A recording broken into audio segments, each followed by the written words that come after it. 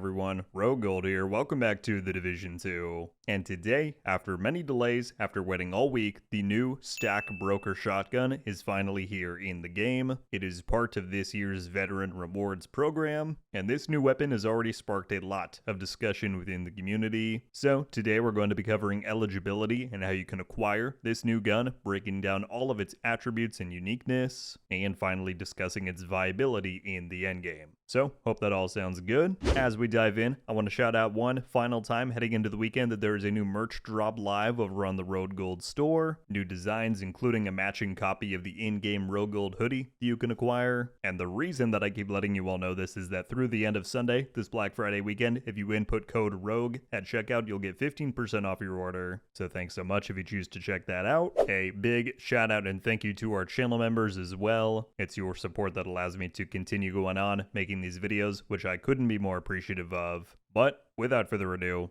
let's dive into this. Alright, so we are going to have an in-depth look at this new shotgun itself, but first I wanted to cover the acquisition of it and the eligibility for some of its new skins. I anticipate getting a lot of questions about this, just like there were last year with the Lexington, so I really just want to make sure that things are crystal clear. To begin, despite the Stack Broker being tied to something called the Veteran Rewards Program, you do not need to be a veteran player of the Division to get the Stack Broker, because anyone who logs into the Division 2 between today, November 28th, and January 6th of 2026 will be given one of these weapons for free. The first time that you log into the game within that period, you should see a notification at the bottom left of your screen. All you have to do is visit your stash and claim it, along with any of the skins for it that you were eligible for. Do note that, like with the Lexington last year, this seems to apply to the first character that you log into. So if you have a hardcore character in your roster, and you either do or don't want the Stack Broker on that character, just be very aware of which character you're logging into first, because you don't want that being stuck and being unable to be transferred between the two. So again, to reiterate, if you want a copy of the Stack Broker, all you have to do is log into the Division 2 before January 6th.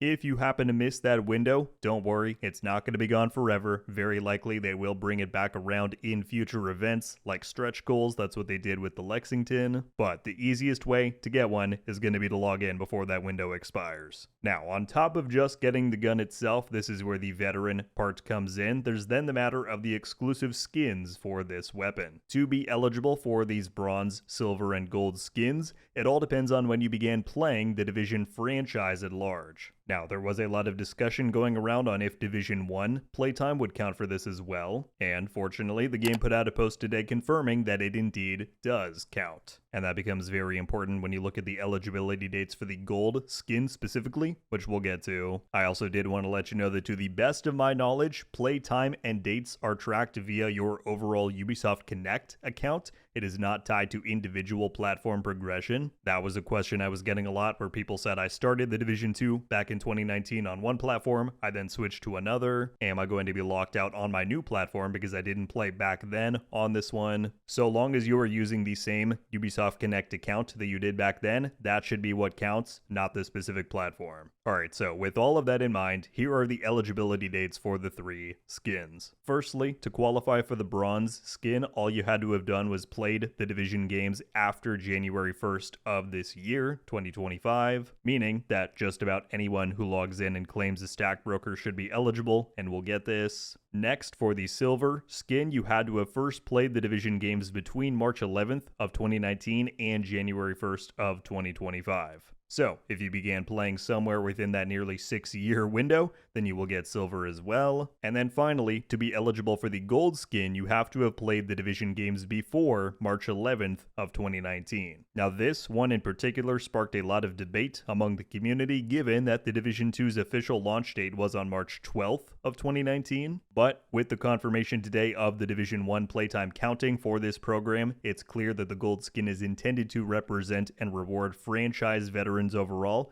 not just specifically people who played the Division 2. So, I hope that answers all of your questions about acquisition and eligibility for the Stack Broker and its skins. Let's now move on to the weapon itself.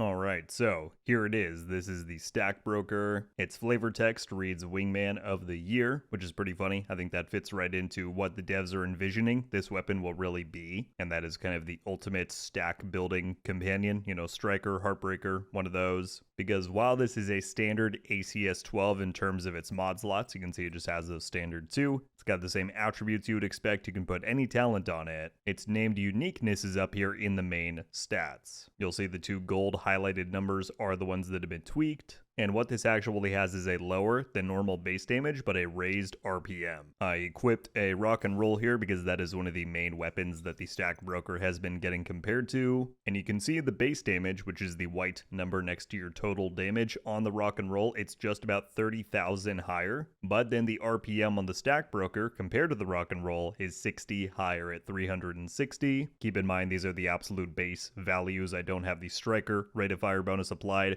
My modifiers are disabled, so these are the absolute baseline stats. We'll get into the analysis portion next, as I know a lot of people have a lot of thoughts about this gun and its properties, but I did just want to show you the skins quickly. First up, we have the bronze one here, which has a pretty cool like copper tone to it. Obviously like the rusted and aged green metal. Quite cool. I would say I enjoy this bronze a lot more than the one that we got for the Lexington. So you got that. Then we also have the silver, which should be down here. I would say this is probably my least favorite out of the 3. Not that it doesn't look cool, it still absolutely does. But yeah, you have that nice like textured silver look. The drum mag there has very cool ornaments on it, so pretty cool overall. But then finally you have the gold skin, which as per usual, just like the Lexington, in my opinion is the coolest one. You get the very nice black and gold look. It says Shade Veteran on the stock. You got the Phoenix logo right there in the middle, and this is just a very good looking skin. I also like the red gems as kind of like nice ornaments on top of everything else. So yeah, overall they're doing good work with these skins. I think this year's offerings look quite cool, and it definitely marks our status as Shade veterans. Okay, now that you have all of the information about the stack broker and its stats, let's discuss gameplay. Ever since we learned about what this new weapon was going to offer, I've seen a lot of people claim that this is essentially going to be useless, or at the very least that it's going to be worse than other ACS 12 variants, all because it reduces your base damage alongside raising the RPM. Now, while I fully agree that this is not as clear-cut of an example as a use over anything else weapon like the Lexington was, as I mentioned in the weapon breakdown, I do really think that this was designed specifically to be the ultimate stack builder weapon. To demonstrate and compare this, I went to the shooting range, and what I did was just a straight up 1-to-1 between the stack broker and the rock and roll. Keep in mind that for this demonstration, the only rate of fire bonuses I have applying are from striker. I have my seasonal modifiers disabled. So I will put these things side by side so that you can see, and what you'll notice is that the stack broker does have a pretty solid leg up in stack speed. And when you begin buffing this thing up even further, it really does become kind of a fire hose. This is an example of the stack broker with striker and the seasonal modifiers enabled for that additional rate of fire, and it's in cases like these where I think the stack broker will shine the most.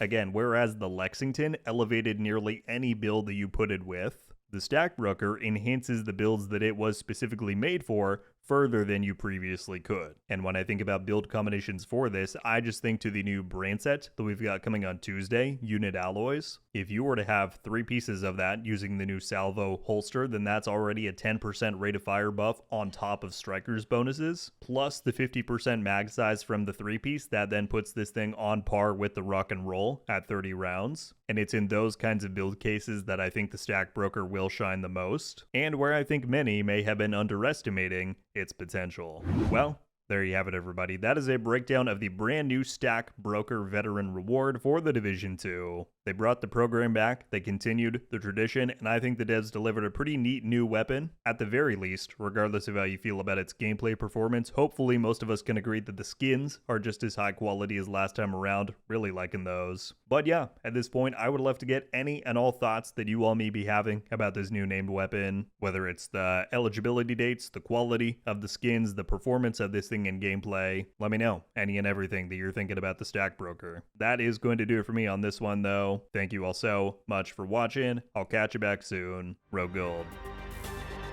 out.